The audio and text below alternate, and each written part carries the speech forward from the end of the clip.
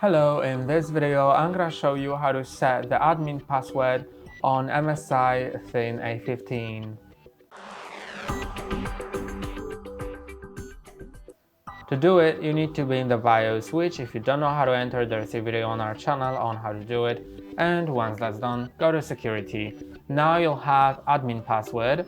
So these are there are two passwords, the admin and the user password.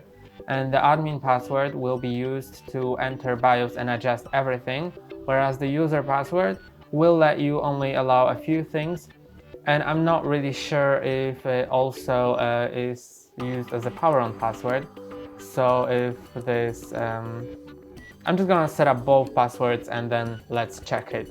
So for the administrator password, I'm just gonna click on enter, then enter the new password, click on enter, confirm it, and click on enter. Now I have it set. Then the user password, I'm also gonna create one.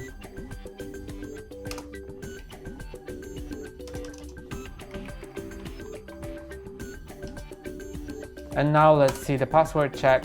So, okay, yeah, now I get that. So you can set it to setup or always. If it's set to setup, then it'll ask you for the password only if you go into BIOS, and the administrator password will allow you to change everything, whereas the user password will only allow you to change a few things. And if it's set to always, then if you're just booting into system, not into BIOS, then either of these passwords will just let you boot, and without them you will not be able to boot. So I'm gonna set it to always.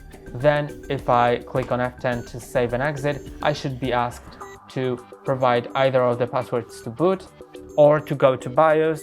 But if I go to BIOS, then the password which is entered will actually change what can be done in the BIOS. And that's all for today. Don't forget to like and subscribe. See you next time.